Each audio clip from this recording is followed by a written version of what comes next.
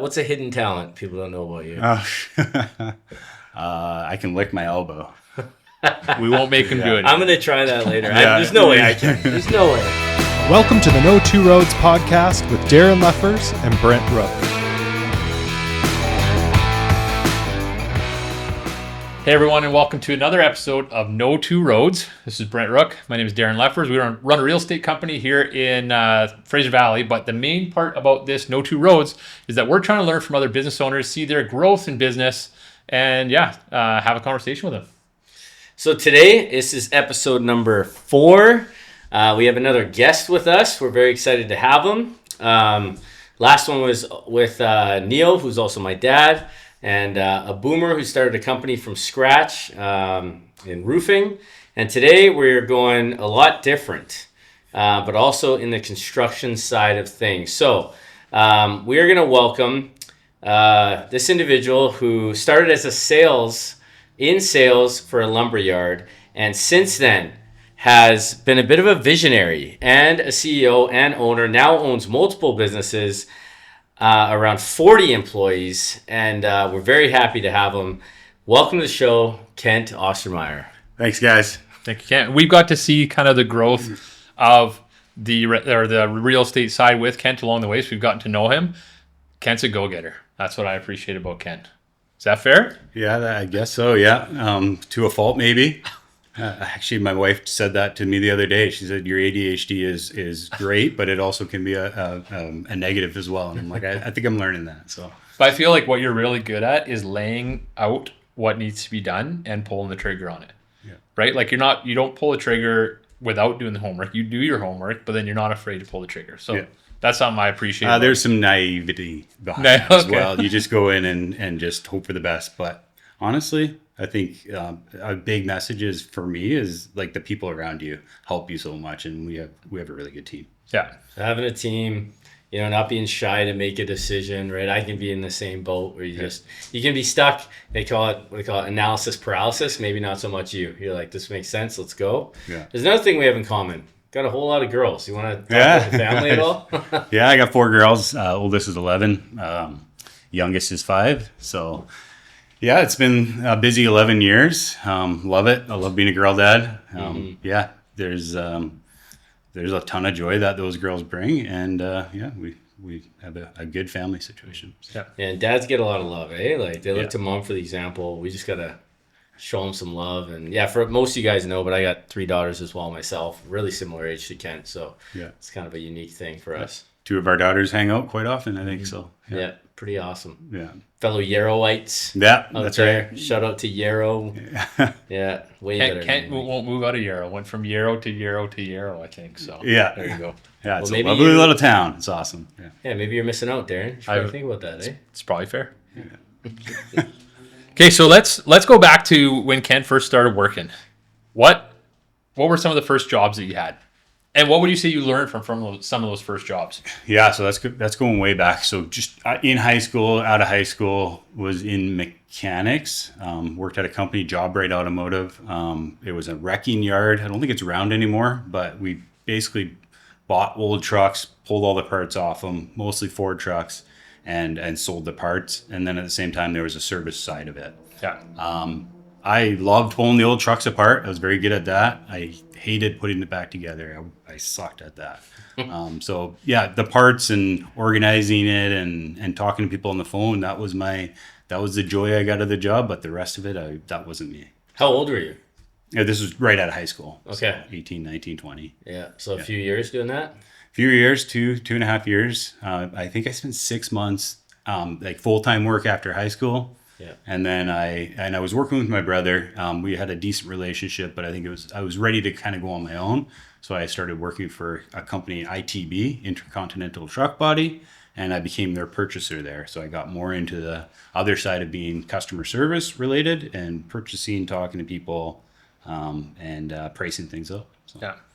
You mentioned that you enjoyed taking things apart but not putting them back together. Mm-hmm. And you mentioned joy there. I want to ask this later on, like the things where you feel in your business you find joy and where there's frustration. We'll save that for later. Okay. But I like that you bring that up because I've noticed that just in our business And in life, you have those things, the joyful things bring you energy, right? You get excited about doing them, but then there's some things that are frustrating that kind of drains the energy. Yeah. So yeah, and right off the bat, I'll answer that question. I mean, I'm not a maintainer. I'll start something and I'll need people around me to help maintain it. So there you go. Yeah.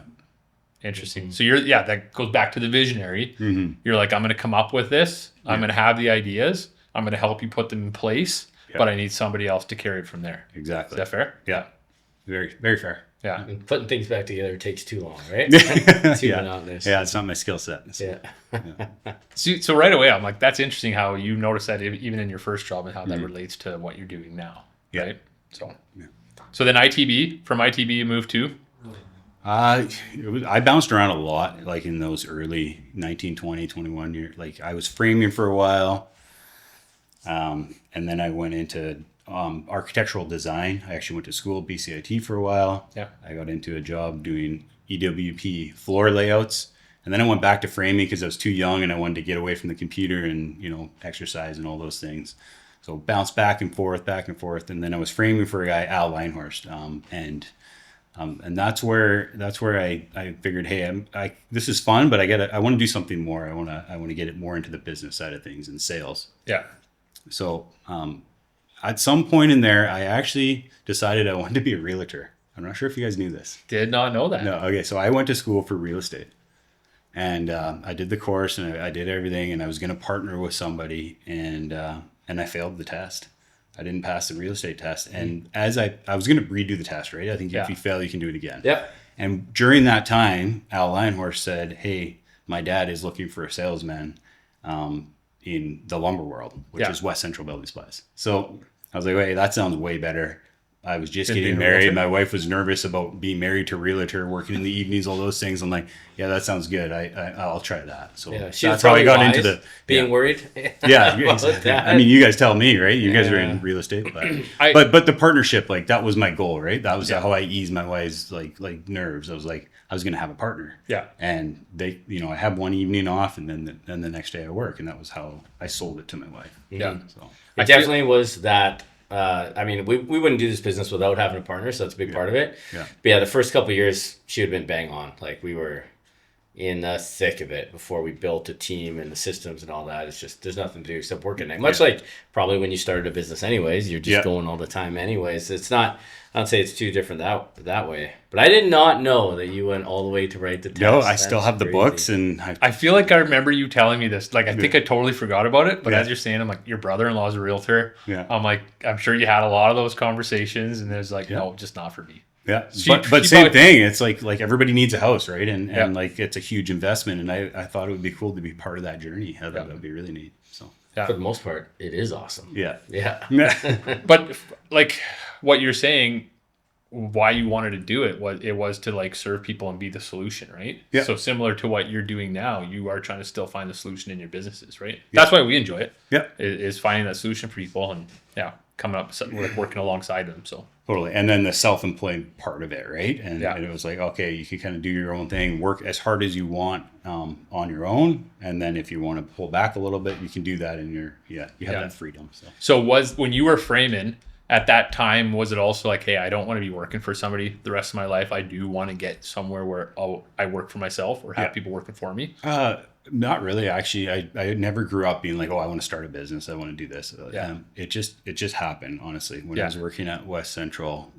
So things kind of snowballed. And my boss there, Casey, basically told me, he said, Kent, you're your own lumber yard in yourself. So you're a lumber salesman, but he says you do whatever you want. You can sell whatever you want. You can sell hats if you want. Like you buy a hat and sell it if you want. Like he's like, do whatever you want and act like it's your own business. Put as much time as you want in it because it was commission based. Yeah. And I just love that. I was like, okay, like same thing I said earlier. The harder I work, the more I get paid. That's awesome. That's right. Sounds like he gave you a lot of freedom. They did, yeah, for sure. And I think that trading your hours for the check, right? It's just like, it's more motivating to be like, well, if I do this more efficiently, if I do this smarter, if I sell something else, then you see the instant reward. Yeah. It's awesome. So did you see, was there growing pains in that? Like I think there's a difference of like the sales in a current book of business or going out and getting a book of business. Yeah.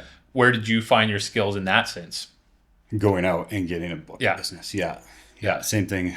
Maintaining wasn't my thing. Yeah. I just, yeah. And it took a lot. Like it took the first year, it was like banging your head up against the wall, door knocking, trying to get in with people. And then, the whole networking thing. Once you know a few, then they start to, but it took 6 to 9 months to get some real good customers. Well, they don't trust you right away. The builders don't know who you are, probably. Yeah. Were you just driving past like half-built houses, new construction, or like what Yeah, back in the day, it was going to the city hall, and they had like a binder, and you'd just go check all the permits and go to that address, and hopefully the builder's there, maybe the framer. The framers was a very good piece of advertising. Yeah. And then they give you their number, and you call them, and hey, you want to buy some lumber? Yeah. And then just lots of cold calling. Is that still happening with lumber sales guys? I think so. I think it's changed a lot. It's all digital, right? And but like right now in the market we're in, I think you start building a house, you're gonna get 4 or 5 lumber sales guys calling you and saying, "Hey, can I price out your job?" And right, so it's just different. It's a tougher market right now, and that information's so easy, right? I can pull up. Darren's building a house. I can pull it up in seconds and call you and see. Instead of having to drive to the city, so it's easier to get the info. So there's more competition. Yeah, getting the info. Exactly. Yeah. How did you stand out as a sales guy when you made those approaches? So I'm building a house and I'm the framer or whatever, and you're walking up. Like, how did you sell yourself and your product? Yeah, good question. I think it was just being willing to like do whatever it takes to make sure that customer's happy, right? Like my framing experience, even though it was a very small time and I wasn't a great framer, I understood how important it was for guys to have material on site, like at the right time, right? A truck shows up there. It's supposed to be there at 7. It shows up at 8. We've got 4 framers sitting there doing nothing, waiting for the lumber, right? So just being able to say to them, "Hey, I know you're paying, and I'm going to do whatever it takes to get your material there." I think that helped a lot. Yeah. And that's probably still true today, right? Like Service. there. Yeah. Have most lumber sales guys been framers, or even that little experience you had maybe set you apart? I think so. I think if you look at a lot of the West Central guys, they, ex-framers, know how to do a proper lumber takeoff, that kind of thing. So I think so. Mm-hmm. And was that single family you were normally going to, or multi as well? I was all single family at that time. Yeah. So, okay, so this journey, I'm kind of piecing it together as Darren's been firing questions, but you were, like, it started in cars, and then you went to ITB, but then there was some BCIT in there and some real estate in there. What was actually the order of events there? Like, were you... Yeah. Like I said, I went framing 2 or 3 times, right? So I went to BCIT, got a job in design, and then went back to framing. So IT... Like I said, I bounced around, but it was framing, automotive, ITB, framing, school, framing, and then a job in design. Yeah. Something like that. Yeah. So really, you didn't really set your path. It was like bouncing around, trying to learn in all these things what you enjoyed, what you were good at. Yeah. Yeah. So go ahead. From cars to West Central, do you know roughly how long of a period that was?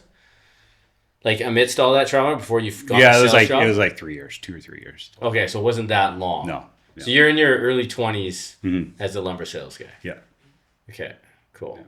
Had you bought a house yet, or where were you living? I bought a house when I was 22, and I was in Abbotsford. Westbury Ave is where the first house was, and close to the freeway. You guys weren't the realtors at the time. I don't think you were even realtors, and it was 2015 or something like that. Yeah, I would have just been, but I also didn't really I was a bit of a secret agent when I first started. Okay, so. You guys weren't partners right from the beginning, were you? No, Darren was a realtor about 6 years before I was. Yeah. So he has got a. But I do know Westbury was close to the freeway. Yeah, and I think that at that point it was, I want to get into real estate. It's not getting any cheaper. They're not making any more land, and so I went out and I think I borrowed some money from my sister. Thank you, Stacy. And then it's trusting. Yeah, borrowed some money and took everything I had and threw it at this house. And then I had this house with nothing in it and had no money to like furnish it or anything. But I had like 4 or 5 buddies move in with me, and they paid me rent, and slowly like that kind of helped me pay the mortgage. But it was tough. And you went straight to a single family home. Yes. Right? Instead of going condo or townhouse. So you're like, it's hard to do nowadays for first time home buyer. Yeah. But you being able to do that was great. Do you remember how much it was? I think it was like 300. It was like, I so- remember telling the realtor, like, put the search on for the cheapest houses in all of Abbotsford with the most amount of land, like that kind of thing. Yeah. And it was, Like, I want dirt and I'll make the house work. exactly. That's, Yeah. We still definitely do it for people sometimes where it's like, I want an 8 to 10,000 square foot lot. I don't care about the house. I can fix that up, but I don't want like a 3,000 square foot lot. yeah. Like, give me something I can add. Exactly. And something I can add work to, like some elbow grease, right? Like what I can do. Yeah. So. Yeah. And you used, well, it would have been, I'm trying to piece it together. Like I know you're just a couple years older than me, or so it would have probably been more like 2012, I'm thinking, or 11-ish, which kind of makes sense. Okay. Price. Yeah. Which is a great time. It jumped up after that. Great time to Took buy. a couple years, but probably jumped up. Yeah, like a super fortunate with the market. And I went from there to a house in Aldergrove. And I think the market in Aldergrove kind of stayed flat for a while. And I remember having a hard time selling that house. Yeah. But there was still some equity. I don't think so. No. It was a couple houses in. Yeah. Then the first one in Yarrow. So. Yeah. Yeah. But, Okay. Yeah. And then did you ever pay your sister back or what? Yeah, I paid her back and I had to give her some royalty or whatever. That worked out good. But she was a way better saver than I was. So. Yeah. Yeah. Well, that's smart. Even when I bought too around the same time, 2 years later, I didn't have any money to do it. We talked about that briefly. I just, borrowed some money. Yeah. And, but ultimately got in, and then just getting in was a huge part of the real estate journey, right? Yeah. And of course, timing's huge, right? Like I said, I was fortunate and the market went up, but there's other times where you have to be a bit more careful or just be ready to ride it out. So one thing we tell people like first time home buyers, it's if you can afford it, do it because you're young, the market's going to go up. Yeah. Don't listen to if the mortgage broker or your bank says, hey, we can get you approved for this much. Mm-hmm. You still got to look to be like, what's my lifestyle going to be if I borrow that much? So it's always, can you afford it with your lifestyle? Do it. Right? Well, I should say just a quick rant now based on even some conversations I had today. Like there are people that, saved everything, took risks and got in the market in the last few years, and they've actually gone backwards. Mm-hmm. I got a client selling a house right now that, they've gone back, a couple of them. If everyone felt the market was bulletproof for so many years, and that's what it was. Now for the first time, we have this pressure and this exposure to being down, 15, 20, 25% if you bought within a certain window. So it's not always unbelievable, but still for the most part in the long run, I think we all still believe it is. And those that can hold on, weather the storm, I think they're still going to do really well. But anyway, I just thought I'd throw that out there because we bought at a really interesting time in those years. Yeah. It's cheap to get in and it only went up. And that goes to the, if you can afford it, do it, right? The affordability is the big thing because you're going to win in the long run, right? And you need a place to live. That's what you had, right? You need a place to live, and so did my buddies. Yeah. To pay me rent. Yeah, that's true. So, yeah. Okay, so you're a salesman at West Central. When did you take that step into a vision of a business? So I think I was knocking on the owner's West Central owner's door saying, hey guys, like I really want to get into the engineered wood business. We were buying from the competition, right? Which worked pretty good for the single families, but when you get into the bigger multifamily jobs, it was tougher, right? And I think you don't have as much control. Yeah. Can you explain a little bit more for the general sure. Engineered wood? What you mean by engineered wood and I forgot we were on TV, which is what you told me to do. So great. Engineered wood is just like a TGI floor system basically. And I'm going to get in real trouble from our sales guy at Prospan because I should never call it a TGI. So I have to cut that part out. But an I-joist floor system, basically structural components of a house. Yeah. So is it just the joist, or would it be some beams as well? The joists and the LVL beams, parallel beams, whatever. Yeah. So that was like, hey, this is an idea here. Mm-hmm. How did that take shape? And you would have had to do some convincing of the powers that be to be like, I want to work this into so what I'm doing. So at that point, it was, hey, like West Central, let's start stocking this. Yeah. And they were like, yeah, that sounds like a good idea. But they were also like, hey, we're getting older and we're not sure we want to grow our business.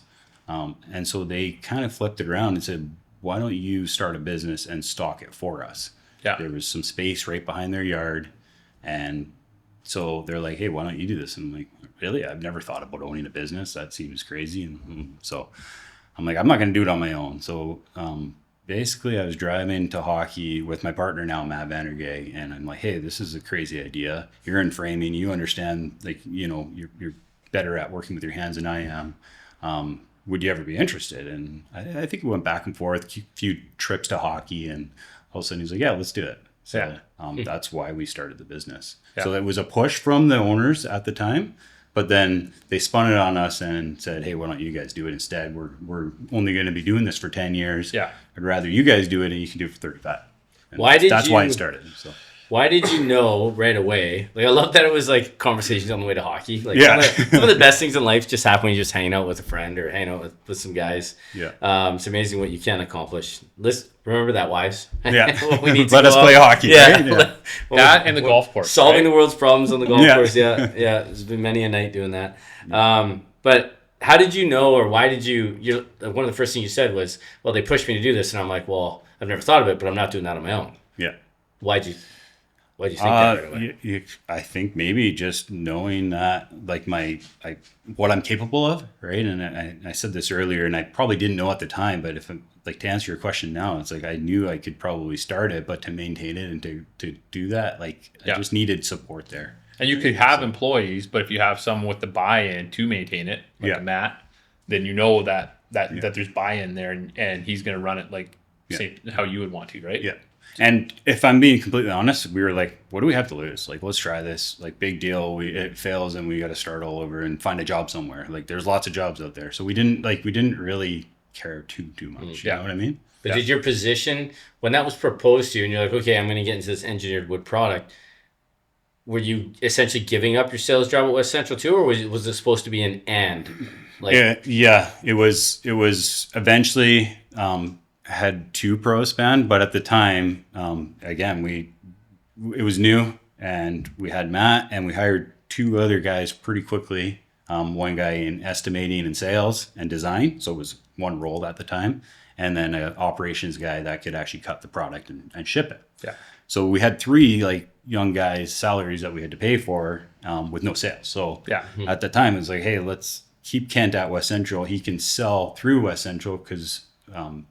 To back up a little bit, Prospan is a distributor. Yeah. We sell to lumberyards and lumberyards sell to the retail. Gotcha. So the more I could sell through West Central, the more Prospan sold. Yeah. And that's kind of how that went. But at the end of the day, you saw the opportunity, asked the right questions, right? Because you could have been like, I'm still happy in my sales job here, but there's an opportunity and I'm going to ask the questions. Yeah. You got the answers you wanted, and then like, how do I formulate this? Yeah. Right?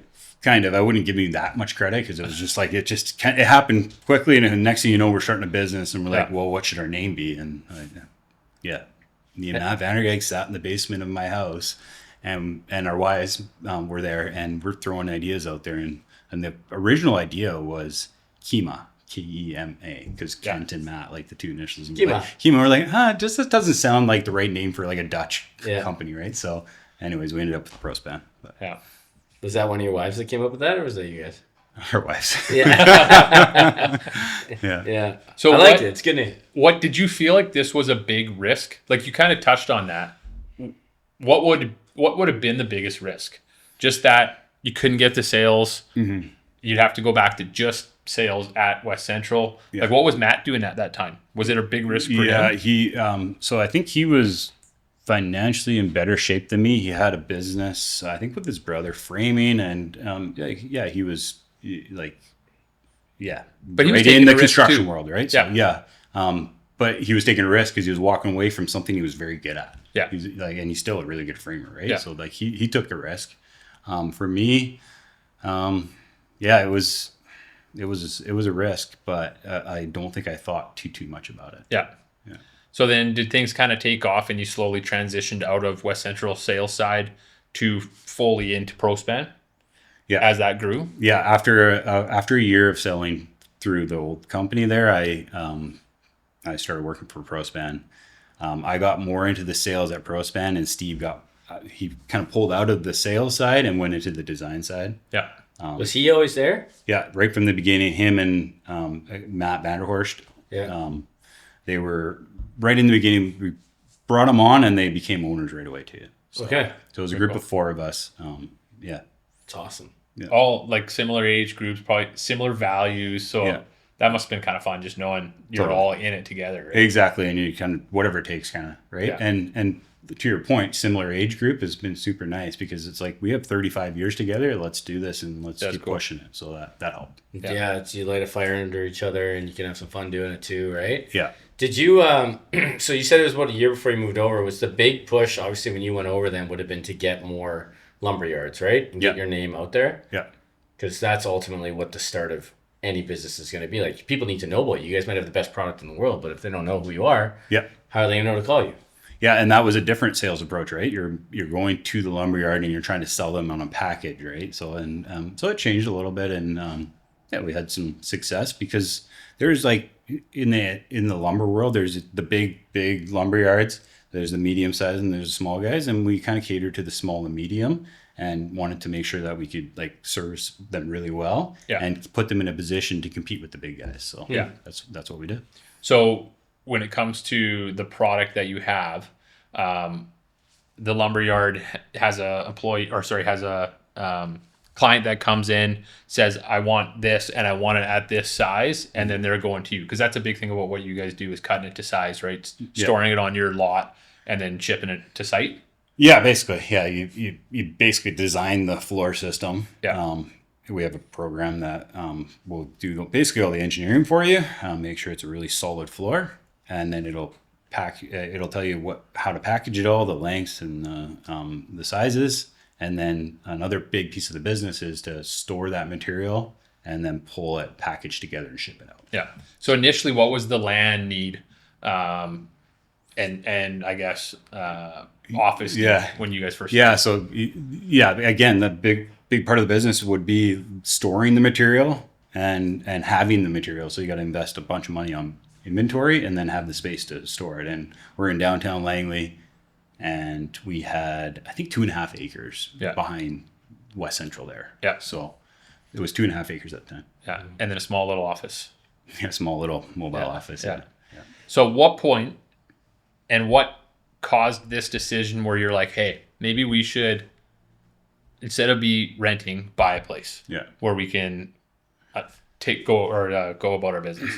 I think through like a lot of our business mentors, it was, if you're going to have a business, make sure you find a way to own the land. So Matt and I think his dad and my dad, like a lot of push to whatever it takes, similar to a single family home, to buy the land that your business is on, so that in 25, 30 years, at least you still have that, because the business is only worth like kind of the people inside it, and maybe whatever you get a little bit for the business, but the land is what is going to help you like grow your business. And at the end of the day, hopefully that's where your retirement comes from. Just a simple practical advice, right? And we touched on it briefly actually with our last guest too, just about a lot of people don't really want to make that jump because it's super risky, because you don't know if your business is going to grow, how much it's going to grow, is it going to shrink, what's the market going to do. So to nail the right size of land or the right property is a risky decision to make, and there's a lot of moving parts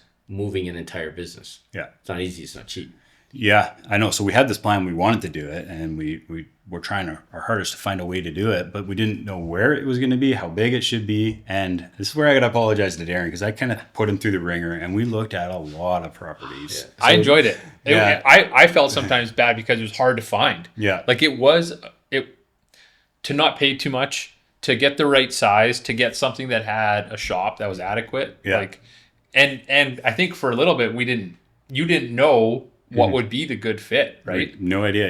And timing too, right? Like, when's a good time in business to go out and do it? And it's like, and I think, like, honestly, I joke about this, but every time I do a deal with Darren, we work together for a long time, and then all of a sudden he's gone, and it's like you get that, like, oh man, we had such a close relationship for such a long time, and it's really cool. But like, I'm calling this guy like often and just bouncing ideas off him, and he's probably like, man, I'm trying to spend time with my family, right? No, so like, I enjoyed it all.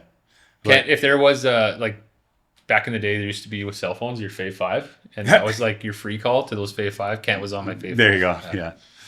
But regardless, like so the property we found for the business was in Abbotsford, the original one, Peardenville Road, and my partner Matt Vandergeek found it. And it was just like it was a really cool property, but it also had a lot of upside because it was part of the OCP to rezone from residential to industrial.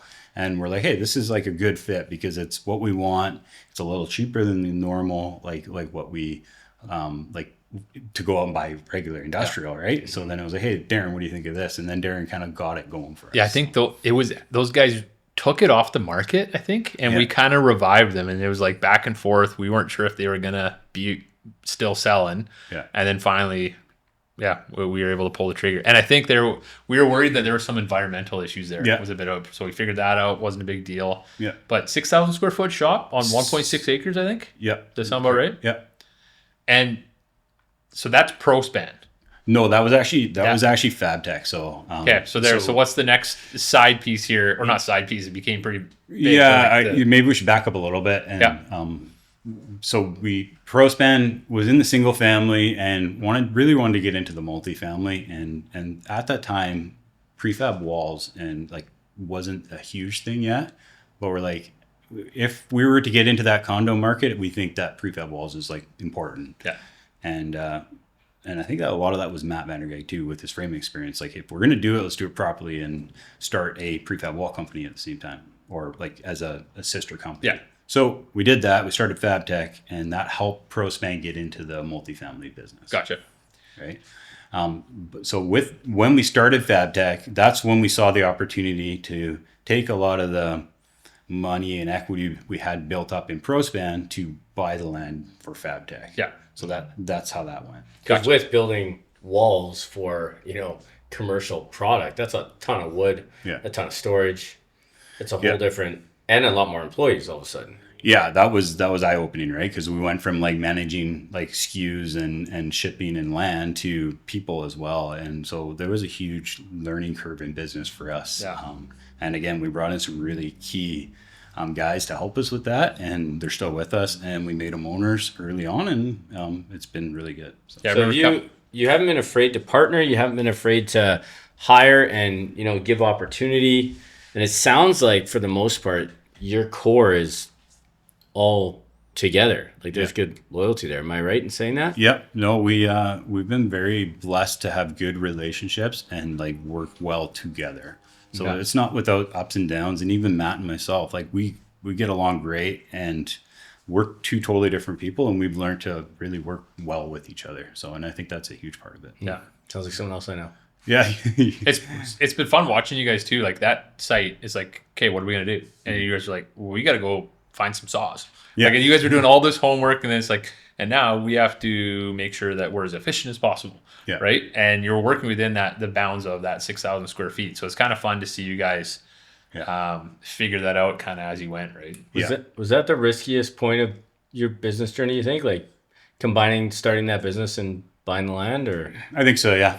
Yeah. It's the numbers became real pretty quickly. Yeah. Right. So it's like, okay. Yeah. Like you can always downsize your business, but as soon as you have land and like, it's a big jump. So yeah, for sure. And you guys pretty quickly fully optimize that land, right? Yeah, we outgrew that land pretty quickly. We were going through the rezone process, and we got it like 90% of the way, I think, maybe 80%. Yeah. And then we sold it at that point. Yeah. And then we were on the horn I was on the horn with Darren trying to find land for 6 months to a year. And then when we finally found it, so same thing, same process, putting Darren through the ringer and like let's find the right piece. And he found it. I think, and you did. I think credit you. I think you did find that one for us. Well, and I thought it was a little bit more to bite off than you guys could chew on to start, but we looked at it and just made more and more sense, right? Because timing's tough too. You don't want to have to stop your business at one, right, and then move into the next one. So hopefully that was a bit of a smooth transition. Yeah, because we were looking in Aldergrove, Abbotsford. We wanted to be closer to Langley, right? And so that's where our focus was, and we could find some land with no building on it. And we're like, okay, well, then we have to put a building on, and then we got to try to run a business while we're putting a building on. And then this property came up, and it ended up being a lot cheaper for the land, and it had this massive building on it. So we got this massive shop, and we're like, seems way too big for us.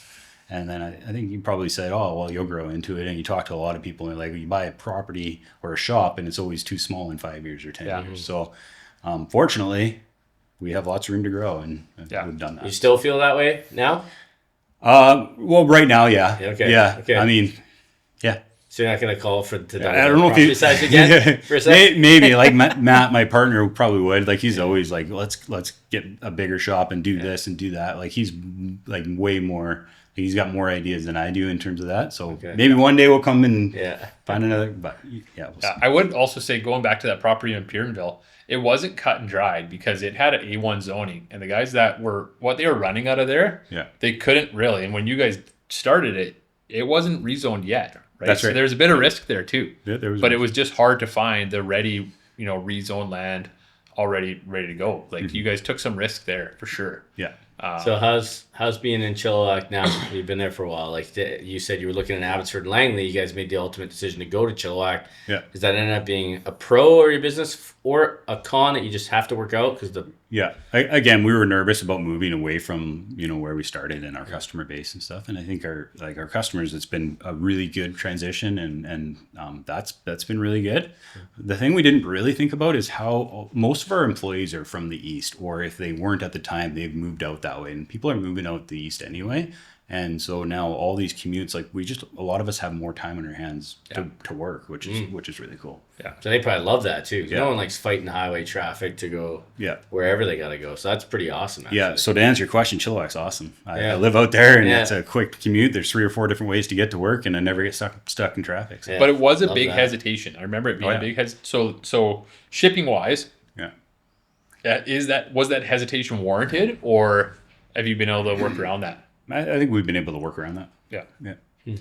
So making that move, you guys went from 1.6 acres to over 4 acres and a 6,000 square foot shop to, I think, a 50,000 square foot shop or close to. Yeah, it's like 40. Yeah, an acre basically. And did you guys make that move with the idea of kind of amalgamating the businesses together? Not amalgamating, just So we took, at the time, and these are completely separate businesses, and there's other partners in Fabtech and things like that. So we took Prospan, we took Fabtech, and put them all on one property. Yeah. And again, we didn't realize the efficiencies we could pick up by having 2 businesses that are closely related, and how we can like our design. So we're designing walls, we're designing floors, and it's all in one room. And we're and the way the world has changed, everything is bigger condos and collaboration. And it's worked out well to have those 2 groups in one office. Yeah. That's awesome to hear. And I say design, but it's also the finance team, it's the sales team, and it was bumpy the first year, like to bring 2 cultures together and mesh it. Took a while, but now it's awesome. So when did you start Prospan? Do you remember the year? I wrote it down. 2017. So So this journey that we're talking about, multiple properties, multiple businesses, going from no employees to being a sales guy to like, what am I going to do? How are we going to do this? To now multiple partners across multiple buildings and across multiple businesses on a site that you own in a very short amount of time. It's like, it's like there's calmness to it, and there's also chaos to this, right? A little bit. Yeah. Which is because Fabtech's what, 5 or 6 years old? Like Prospan. Fabtech is 4. We started Fabtech 2021. Yeah. So it's almost in 10 years. It's awesome to hear. Yeah, and again, I think you just don't know what you don't know, and you do it, and it's like whoa. And to be completely honest, if you want me to be truthful, it's like the 9 years of Prospan and 4 of Fabtech. We've been blessed with just like growth in the economy and the market and things like that, and so. I like owning a business and being a part of a business is, in my mind, pretty easy to do, and it's fun. You're bringing people on, and you're growing, and it's like I took a lot of enjoyment in that. In the last year or two, it's flipped, and the market's changed, and now it's like you're really tested on like, okay, what kind of moves are you going to make, and it's actually harder to run a business now in that way, right? You have to put more work into like, okay, how are we going to pivot? What are we going to do? And you're trying to stay ahead of a market that's changing. So let's just dive right into that. Like, we see it in real estate, like I've said it for the last couple of years, like investor market is dead. Yeah. Like it is just not there. And if they are, they're extremely picky. So that's tied to also the guys investing in land, developing land, building buildings, building condos, building houses. Yeah. You see custom homes going, but like even spec houses have slowed down. A business like yours that builds the walls and the floors for all these, Yeah. how can you adapt, or what are you focused on doing? I think it's really efficiencies. Like we're okay to downsize if we have to, and take less. Like the pie is smaller, so we want to keep that piece of the pie the same and just get really good at it and be more efficient. That's what we're focusing on. To be honest, To try to run lean. Yeah, we talk about how like the growth has been for the last 10 years and how quickly you go. I think you can do the same the other way too, and you can shrink fairly quickly if you are willing to and want to. Yeah. And I think right now in the market we're in, we're okay with that. Yeah. So Yeah. You want to make sure what you're doing is at its very highest and best, right? Because there isn't the same amount of opportunity in the market. I mean, we've seen it in real estate too. There's a lot of people struggling. I think we're down 500 to 700 realtors in the last couple of years. Like there's just less homes being sold. Yeah. And all of a sudden there's too many realtors doing it, right? Yeah. And thankful, much like you guys, we built up a business over the last 10 years that can sustain through some hard times, but still like it makes you have to check yourself. Like, what does your process look like? Yeah. How can it be better? Totally. And what else can we do, right? And it's funny. You see yourself actually talking to everybody, builders, developers, competition. Like, what are you guys doing? What are you focusing on, right? Because you almost like in the construction world, you have to kind of come together and figure it out, and then work from there and make decisions based on those conversations. Yeah. Right. Is there any pivot or anything that like through all this homework where you're like, oh, this might be an opportunity, or anything big where you're just like, oh, like that was actually a big change we made that just efficiency wise? Yeah, to answer, I don't really have an answer yet. No, Yeah. nothing that comes to my head. Yeah. Okay, so going back to 9 years, or 4 and 9 years in, what is something you would tell young Kent? Well, you're still young, but early Kent getting into Prospan.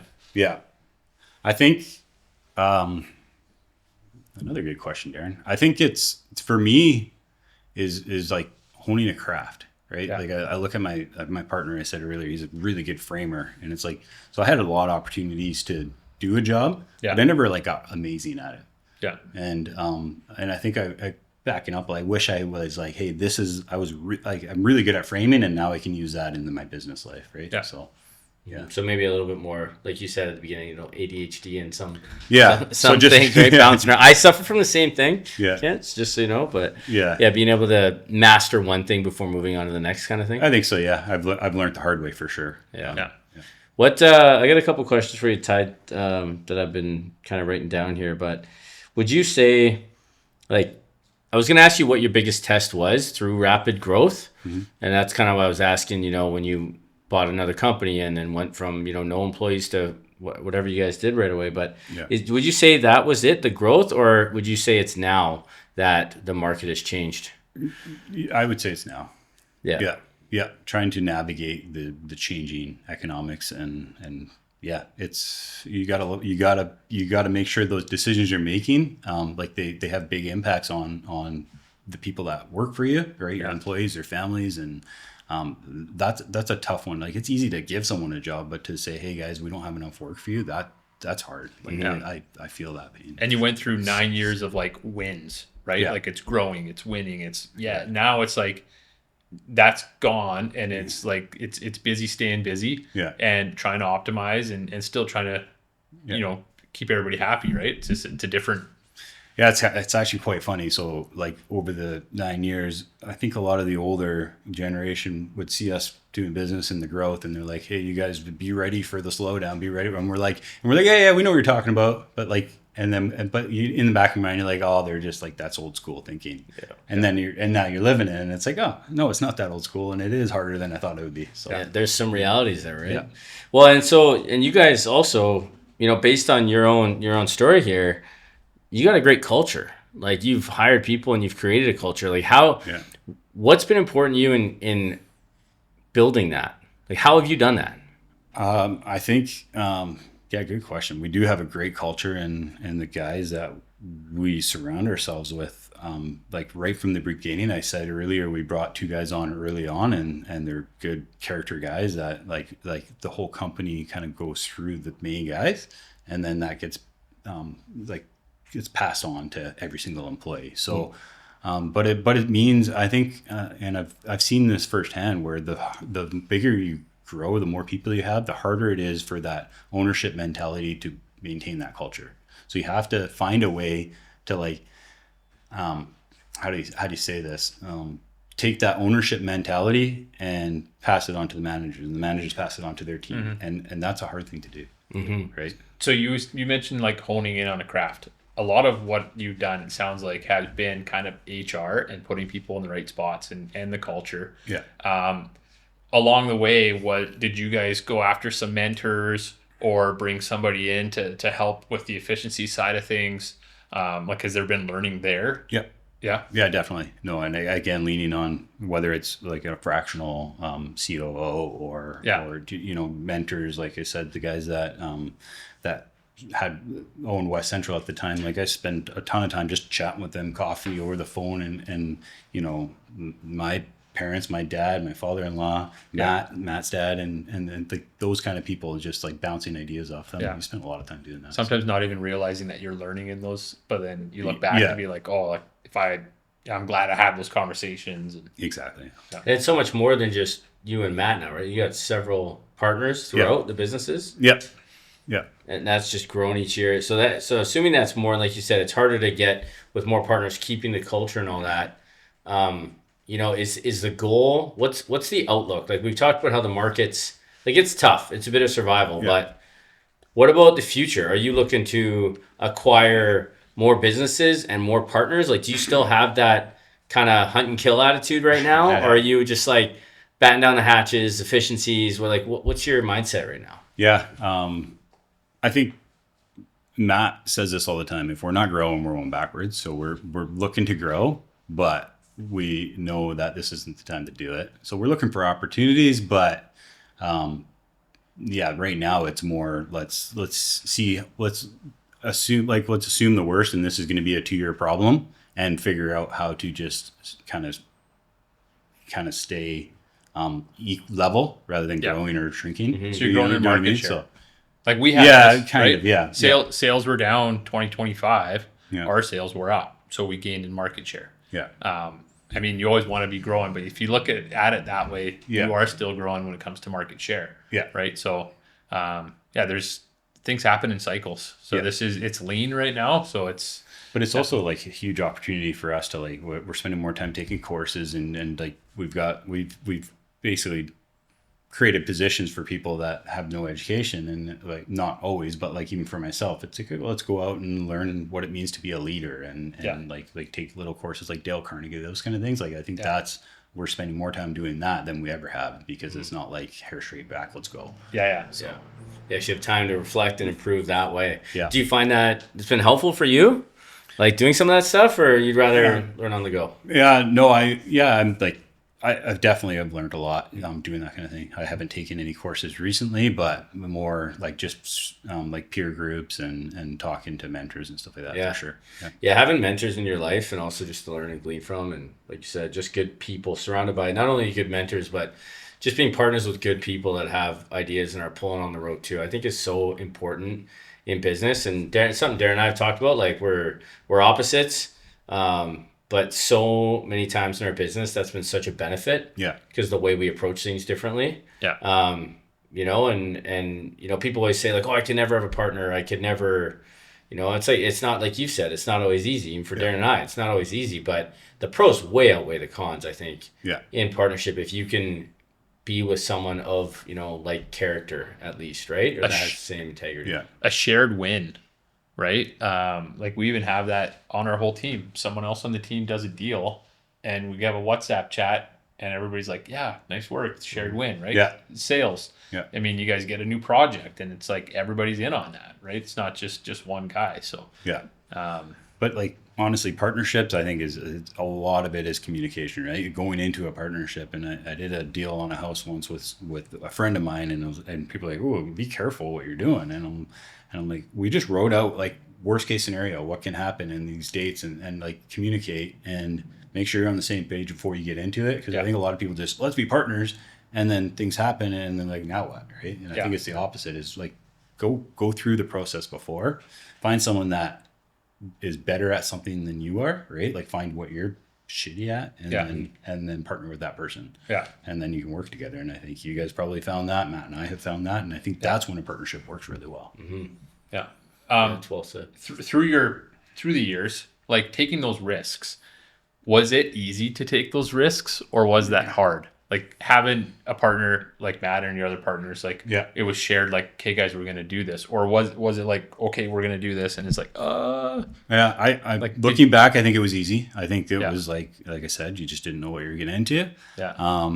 It's getting harder now that I have a family, and you just feel more responsible for people. Yeah. Back then, it's like I didn't have any responsibilities. Yeah. Right. So you did there was some youthful energy in pursuing that. Yeah. Mm-hmm.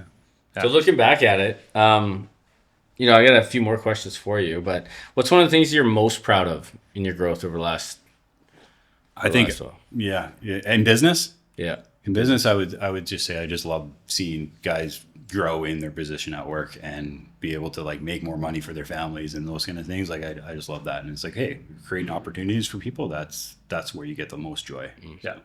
What about for you personally? For me personally? Yeah, and maybe with your family too, tied to that. Like what's been some of the, are there wins along the way that you've been able to celebrate with? Because, every time you're in a business, like you're kind of bringing your family along with you in a way, right?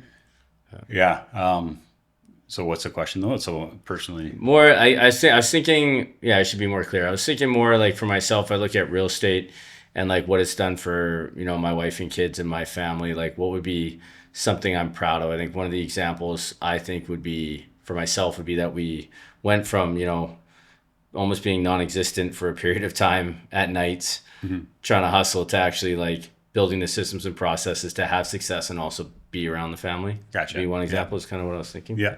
I would say like for me, having a little bit of flexibility and the willingness to just try things and bring my family along. And I've got a super supportive wife who's like willing to try things just as much as me. And so it's kind of cool because it's opened up doors. And, we moved out of town for a little while, and our family became really close because it was new to us and we had nobody else around us. Right. But I think the business and the attitude that we took into it has helped us become very close as a family. So that would be the win personally. Awesome. So if you get to be the mentor now, what are you telling? Like, we asked the question like 9 years ago, Kent. What would you like to share with people that could help them in their journey to own a business, to be an entrepreneur? Yeah, don't overthink it. It was really probably the biggest one, right? Like I think there's a commercial going on right now, and I don't know if you have seen it. It's grandpa. This girl wants to start a lawnmowing company, and her grandpa has all this advice, and she's just like, and it's like, there's never the right time to do something, and you're gonna overthink yourself into, and sometimes you just got to go and do it, and things will work out. I was having this conversation with someone today because they want to, like I always say, like analysis paralysis, right? It's they wanted to bring it back and bring it to the bigger body again and have a conversation again. And it's like at some points you got to take a leap, like good or bad, at least you made the decision, right? And that's not to say you don't move forward without thinking. It's just like talk about the risks, talk about the pros, the cons. If it's good, like go. Stop not doing anything. It's true. Yeah. But the flip side can be dangerous as well, right? And like you said, if you're not thinking about it at all, or if you don't have people in your life that can tell you, hey, think about this a little bit, then you can really mess it up. A partner to bring up a good idea. Hey, you think about this? Actually, no, I didn't at all. I was talking to somebody recently, a businessman who makes big decisions. And it's like, you know what? Like, we're actually very risk averse. We do all our homework ahead of time. And we don't like risk. Right. So a lot of it, what might seem as risky just because it's going bigger and all that, as long as you've gone through the homework and you pencil it out, doesn't mean it's more risky just because it's bigger. Yeah, right. That's fair. Yeah. So. Yeah. Ken, did you have anything else that we missed or haven't touched on as far as your employees, your business that you specifically wanted to mention while you have the floor? Or Yeah, I don't know. I didn't put a ton of thought into this. I think I just wanted to come here and just be as real as possible. Hopefully I did that. Well, hopefully I wasn't too real. Is there something that I want to get out? I mean, not really. I think, you know what, we've been blessed as a business to be in an economy that has been growing for many years now, and it's been a lot of fun. So Yeah. One thing I've learned from Kent in how he goes about things, it's there's an idea.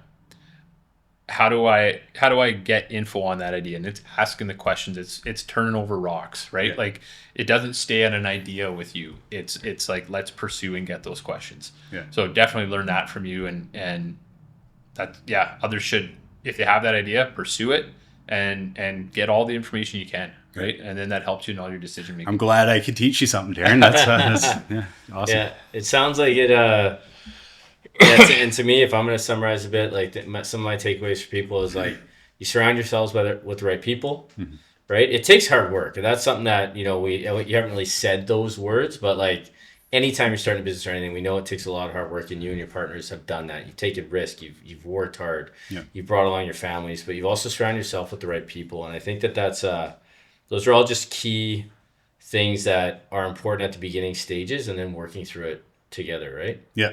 Yeah. It's actually really cool to summarize it like that, and you don't really sit back and think about that too often, but that was a really good summary. Yeah. And just going and walking to your business and going into your office and seeing what you guys have built, it's pretty cool. Yeah. So, and hang on to the culture too, because like even as different as real estate business is from what we do to what you guys do, like we're proud of our culture. Like we've had very little turnover of realtors. We've had very little drama. Yeah. And that's something that we're very proud of. Running a team, right? Yeah. And I think to hear your story too, and the people that you've hired that have stuck with you, that's something to be proud of and to celebrate too, and to continue to pursue, right? For sure. Yeah. do we want to do a quick lightning round? Yeah, we got some lightning round. Eh? Yeah. We're gonna end on a bit of a lighter note. Kent does know this is happening, but he doesn't know every question we're gonna ask. But we're gonna ask some questions. As soon as you think of an answer, just spout it off. There's no right or wrong. Maybe we'll just bounce back and forth here. Darren, you want to do that? No, you take the questions. Okay, I got the questions. I'll make a comment if I think of something funny. All right, Kent, what was the favorite job you ever did? Favorite job? When I was framing, throwing trusses up on a chicken barn with 6 or 7 other guys, and like not very safe what we're doing, but just so much fun. And then at the end of the day, going home and be like, whoa, we put 200-300 feet of trusses up. That was awesome. You like Seeing that? progress. Yeah, that was so cool. So not scared of heights. No, I am now, but back then, not. No. As soon as you have kids and you have to worry about it. Yeah. Totally. Yeah. Yeah, probably don't want to see what you were walking on. Those Yeah. days. Yeah. What was the worst job you ever did? Oh, I think we talked about it early on, mechanics and trying to like work in like with dirty oil and fix things. That's not my thing. Yeah. So wood over metal. Yes, 100%. Yeah. Yeah. Metal is bad. Yeah. So maybe that shaped you. You Yeah. ran so far away from cars, you got in the wood business and never looked back. Yeah. Coffee or beer? Ooh. Coffee in the morning. I need my coffee in the morning, but beer after hockey for sure. Good answer. Early mornings or late nights? Early mornings. I get grumpy late at night. Ask my family. All right. What's the biggest pet peeve that you would have on a job site? Just inefficiencies and like garbage everywhere and stuff like that. Yeah. Drove me nuts. I'd always be sweeping while I was framing, and my boss is like, "What are you doing? Start building something." And I'm cleaning. Right? Yeah. That's nice. Like this is gonna help us later. You Yeah. just don't see it yet, right? Yeah. What's something that you do now for fun? What do I do for fun? Right now with family, like farming is my kind of my passion in the background. What are we farming? Farming cows. We've got chickens. We've got a couple of goats. So, Beautiful yes. property. Living that- beautiful view. Yeah. Living that Yarrow life. Eh? Yeah, that's right. Yeah. Yeah. It's just so calming, right? Just Yeah. Slower pace, which is something that I don't know. Even for me, like I live in Yarrow too. My wife's, I say, slowed me down on the home front. Yeah. I don't have as many animals as you. We've got a few, and as I get older and as business gets crazier, you kind of almost enjoy that even more. I don't know if you feel that way, but I do. I mean, and this is pretty new to me, and I've got 6 cows now, and it's always work. There's always work to be done, so it can be stressful. But like when you're just out there feeding your cows after a long day, like that's a It's a fun feeling. Just nice, Yeah. eh? Yeah. It's awesome. What is a go-to fast food order? Go too fast. Like a sushi is my quick. It's fast like, enough. Fast enough. Yeah, I don't know. I'm not a huge fast like food guy. sushi. Yeah. What's a hidden talent people don't know about you? I can lick my elbow. We won't make him do it. I'm gonna try that later. Yeah. There's no way I can. There's no way. Who's your favorite Once the athlete? video cuts, we're gonna get. Yeah. What's a favorite athlete growing up? Oh, Sidney Crosby, born in Good 1987, number 87. That's the year I was born. So, And you're still playing hockey too? yeah, I try. Yeah. Look at that, eh? What is your most irrational fear? Irrational fear. I'm scared of being saran wrapped to a pole. I'm not sure I want that in the public, but that is my fear. Is there? Do you want to Hopefully- share anything hopefully he that's doesn't have happened? any- I feel like enemies, my brother and his friends used to always do that kind of thing to me, and at his wedding, I saran wrapped him to a pole. So I think there's payback coming one day. Hopefully, no enemies are watching this. Yeah, no doubt. Yeah. Okay, and my last question for you, a little bit more on a serious note. When people hear your story today, whether that's someone starting a business or someone that you know, what's something that you hope they take away from it?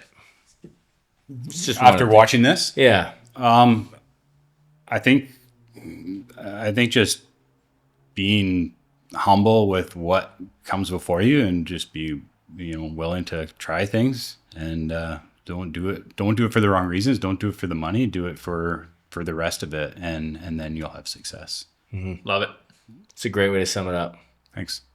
Do you have anything you want to add, Darren? Or? No, that's great. I want to end on that note. Okay. Thanks, Kent. Really appreciate that. Yeah, huge thanks to Kent for coming out. That's Fabtech and Prospan.